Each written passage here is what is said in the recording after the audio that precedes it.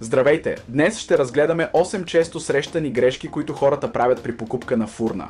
Ако търсите нова фурна за вграждане, останете с нас, за да научите как да избегнете тези грешки и да направите най-добрия избор за вас. Първата грешка е недооценяване на размера на фурната. Много хора избират размер на фурната, базиран само на външните й размери, без да вземат предвид вътрешното й пространство. Важно е да проверите това и да се уверите, че фурната може да побере всичките ви кулинарни съдове и да отговаря на вашите нужди за готвене. Втората грешка е изкушението от възможностите за контрол и допълнителни функции.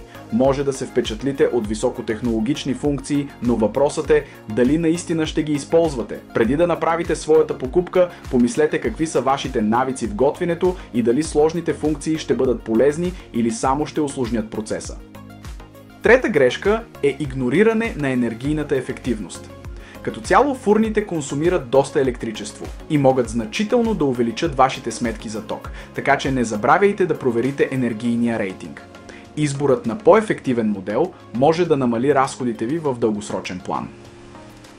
Четвърта грешка, която повечето хора правят, е, че не търсят професионален съвет.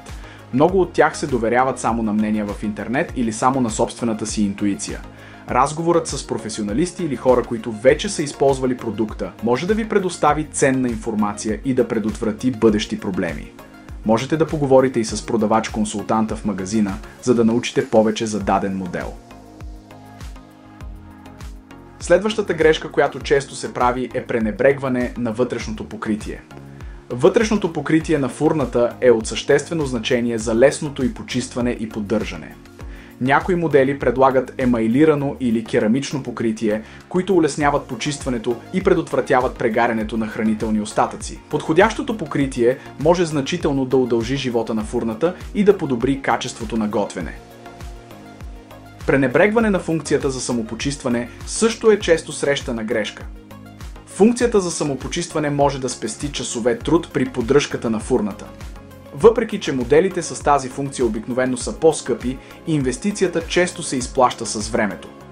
Фурните с каталитично почистване използват химически процес за разграждане на мазнините, докато пиролитичното почистване загрява фурната до много високи температури за изгаряне на остатъците. Една от най-грубите грешки при покупка на фурна е проверката на гаранционните условия. Всеки нов електроуред идва с гаранция, но условията варират значително.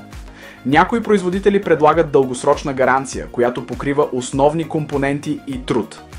Други имат ограничена гаранция, която може да е много кратка.